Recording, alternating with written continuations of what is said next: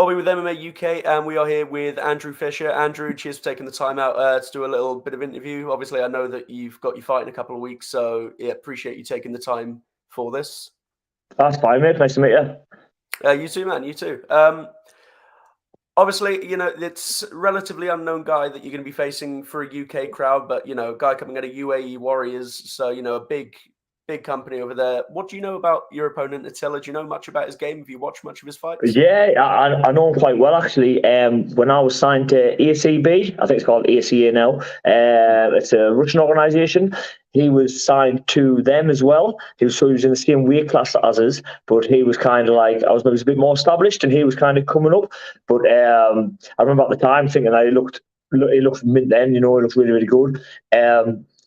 He's had a bit of a hard. He was kind of fed to some proper wrestlers, like freestyle wrestlers, when he was all in ACB. So he had a hard time with them.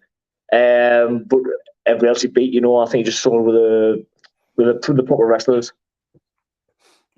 Obviously, he's generally a bit more of a stand-up guy. He's got some good finishes behind him.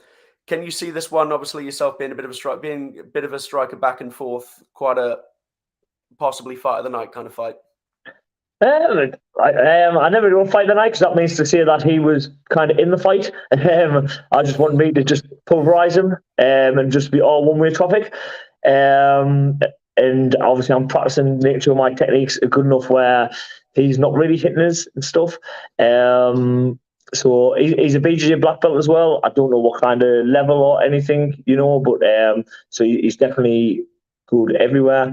But I think I'm good everywhere, my boxing is good. I've added some new stuff to my game. I've got good defensive wrestling. I'm good on top as well, so it does make for a good fight, Well, maybe performance of the night, then, not fight of the night. Performance of the night, that's the one. Obviously, your last time out was also at Bellator London. Not the desired outcome. I was there watching the fight as well.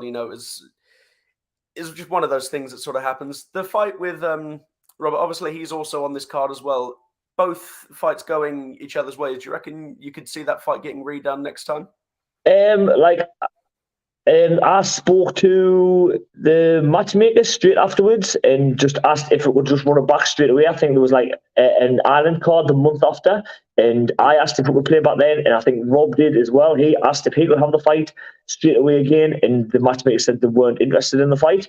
So so unless something happens where we're kind of both, there's nothing else for either of us, I don't really see why they would. It's something I would be happy to do again, but they just said straight away, they just said, we're not interested in doing it. So what can be done, Yeah, no, I mean, that's fair enough. But obviously, just in the world in general, coming back out of the lockdown and sports getting bigger and bigger, and especially in the UK, obviously, you got PFL's now got a UK deal.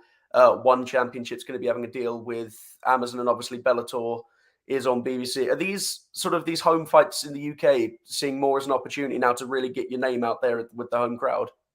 Yeah, I think probably the mistakes I've made, because I've been around for quite a while now, but I've always been just really quiet. I feel like most of the fighters probably know us and know I've fought at a decent level, but as in like the normal people, I maybe haven't really advertised myself very well or pushed myself, and that's maybe the mistakes I made. It's just something I wasn't really interested in. So maybe it's a bit better. I should maybe have done more. I would always like knock back interviews and stuff like now my girlfriend, she's saying to me like, "No, you've got to do them." And I normally just say no, but now she's like messaging people and getting us to do them and stuff like that. So I do get a point. But I feel like maybe I was like, kind of just missed that generation of it, really. But I understand it's all part of it, and you've got to sell yourself because somebody's got to be there to want to watch you fight. Otherwise, it's pointless. So maybe something I need to do better going forward. Yeah, I mean, it's obviously we're in that sort of era where people do anything to sell the fight, and sometimes I cringe at myself. Do you know if I'm gonna put a picture on and like put some cheesy comment or like I just cringe at myself and like I just want the world to swallow us up. Like it's definitely it's become a lot more, obviously social media wise has made it a lot more prominent. But I mean, there are just some guys who are just so naturally gifted at that sort of thing. I mean, obviously you got guys like Darren Till and stuff in the UFC who could get a black belt in social media if they apply for it, Yeah, I'm yeah. sure. But then again, also if you do get a big knockout on on a British card like that, that does about as much talking as you need to.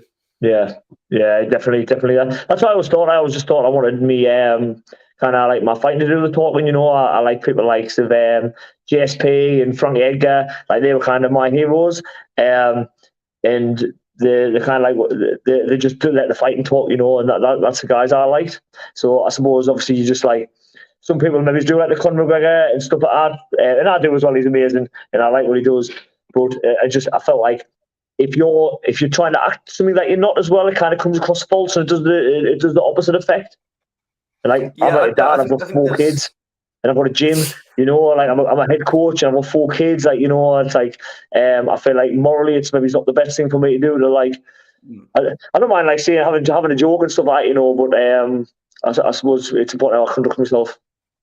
Yeah, I mean, even guys like Nick Diaz, used to talk quite a lot of trash back in the day because he's now more of a professor, more of a jiu-jitsu coach. He's pretty much said that he's axed that kind of thing because he doesn't see it as sort of a good example to his students. So it's quite interesting to hear you say that. Obviously, it suits some people down to the ground, but they're probably usually the ones that are a bit more naturally Yeah, leery. it's not me. It's not me. Nah, it's not for everyone. But so obviously going into, do you have, obviously, everyone would want a big knockout, but do you have sort of a really desired sort of finish that you really want to end this fight with? I just want to break him. I just want to break him. Like, so he's quitting towards the end of it. I just want him wanting the way out. I want to be pressuring him all the way, and he'll start strong, but I just want to break him down. That as the fight goes, and he realizes I'm not going away, and his shots hit me arms or he's missing his, and I'll start finding home for my punches as well as the fight goes on, and it'll just start to crumble towards the end. Definitely. Well, I look forward to seeing that. I'm going to be covering the event, so fingers crossed. All goes well. I'll be seeing you at the post-fight scrum, and best of luck to you, man. Thank you very much for your time. Thank you very much, mate. Thank you. No worries, man. Best of luck. Cheers.